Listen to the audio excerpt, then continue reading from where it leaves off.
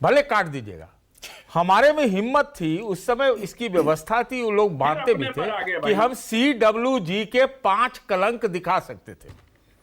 फिर अपने पर आ गए। अरे फिर बीच में मत बोलिए, तब तो हो जाएगा। फिर CWG के 5 कलंक दिखाने की हमें स्वायत्तता थी और हर दिन यही सोचा जाता था कि आज सरकार के खिलाफ क्या दिखाना है। हर दिन उस समय 4 से 14 अगर आप कालखंड ले रहे हैं तो हर दिन यही कि सरकार के खिलाफ क्या दिखाना है। ये भी आप कह सकते हैं मुंदवा जर्नलिज्म है उस समय का, उस समय का गोदी मीडिया बोल सकते हैं आप, लेकिन ऐसा था। आजकल क्या है, हो सकता है आपको कहीं एक आध चैनल पर मिल जाए कि हरदीप पुरी को भारत रत्न मिलना चाहिए, यही अंतर है। अरे सिंह इज किंग भी उसी टाइम चलता था। कहां सिंह इज किंग चलता, सिंह इज किंग चलता था ना, मनमोहन सिंह को सिंह इज किंग चलाते। आप काउंटर आर्गुमेंट कर रहे हैं, सुन लीजिए। आपको ये बताया कि अगर ये मीडिया नहीं रहती उस समय तो यूपीए सरकार के 18 मंत्रियों का इस्तीफा नहीं होता। मानक जी 10 सेकंड लीजिए, 10 सेकंड।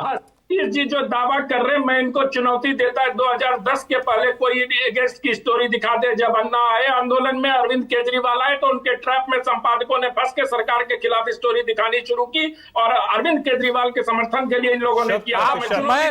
मैं आपको चुनौती देता हूँ। आपके पत्रकारिता पहले तक सोनिया गांधी, राहुल गांधी गुणगान करते थे। पत्रकारिता का चुनौती देता हूँ कि आप आइए मेरे साथ यहाँ पर कमेटी बिठाइए और आप हमको हम दिखा देंगे। क्या दिखा देंगे? अपने बारे में तो दिखा दूंगा। क्या दिखा देंगे? क्या भाई सरकार के खिलाफ स्टोरी चलती अच्छा ठीक है, ओके, हर दिन, बस इतना ही कह रहा हूं। हर्षवर्धन जी बोलिए। मैं चुनौती दे रहा हूं। ओके ठीक है। मैं बार बार आग्रह कर रहा हूं कि ये बहस आशुतोष जी, विनोद जी, सतीश जी या हम सब पर नहीं है। तो पता नहीं क्यों अपने पे बड़ा इतना भी आत्ममुग्ध होना राहुल गांधी की तरह ठीक नहीं है। अपने पे चर्चा मत लाइए भाई। अब एक मिनट सर, एक मिनट। अब मैं आपको 3 वाकये याद दिलाता हूं, क्योंकि समय भी कम है तो आपको सबसे। देवरिया से दिल्ली की किसान यात्रा, अब खटिया लेके कांग्रेसी भाग गए तो मीडिया क्या करे भाई?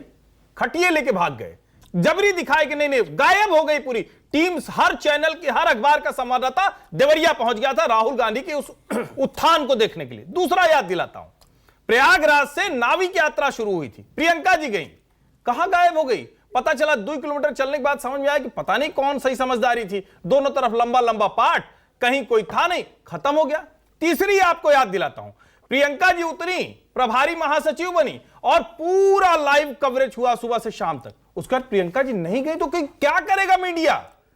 भाई मीडिया नहीं बनाता है, सरकार इस भ्रम से बाहर निकलिए। ये मठाधीश संपादकों ने बरसों सत्ता के साथ मिलकर उनकी गोद में ये भ्रम बनाया। एक सवाल का जवाब दीजिए। फिर आप कह रहे हैं मीडिया सरकार नहीं बनाता है, पर क्या मीडिया पब्लिक ओपिनियन को फॉलो करके अपनी कवरेज तय करता है? क्या मोदी लहर आ गई तो मोदी के पक्ष में दिखाएंगे, हार गई तो उसके खिलाफ दिखाएंगे? मैं एक बहुत कड़वी सच्चाई बता रहा हूं, हो सकता है सरकार में बैठे लोगों को भी न ठीक लगे। नरेंद्र मोदी के भाषणों की कवरेज आप उठाकर देख लीजिए। जब उससे टीआरपी खूब मिलती थी तो 45-50 मिनट, 1 घंटे का पूरा भाषण मीडिया दिखाता था। आज नरेंद्र मोदी के भी भाषणों को कुछ समय के बाद कट कर देता है। सच्चाई पूरा दिखाते हैं आज। नहीं, अरे मैं अभी भी पूरा दिखाते हैं। ना, सारे भाषण अब नहीं दिखाए जाते। मैं आपको और ये सही कह रहे हैं, सारे भाषण नहीं दिखाए। ये पहले और अब में फर्क है, क्योंकि मीडिया को पता है कब कौन कितना सुन रहा है। ये सच्चाई मानिए, ये हर चैनल का। ओके आशुतोष, क्लोजिंग आखिरी कमेंट।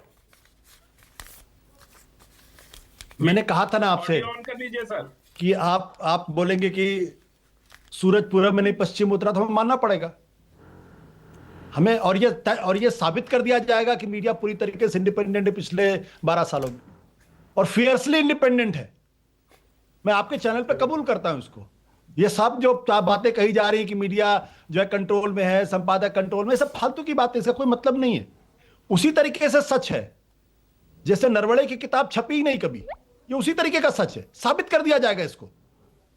यही तो नैरेटिव है ना, इसी को ही तो प्रोपेगेंडा कहते हैं ना।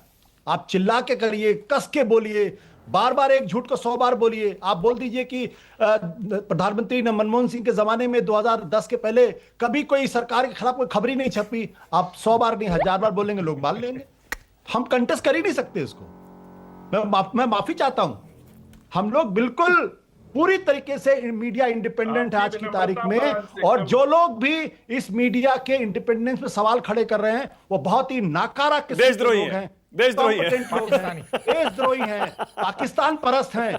इनकी तो पत्रकारिता की जो अधिकार छीन लेना चाहिए। ठीक है आशुतोष 20 सेकेंड, क्यों हो रहा है ये? मीडिया, अगर आप कह रहे हैं बीजेपी, प्रो बीजेपी सब दिखाता है और एंटी ऑपोजिशन, क्यों?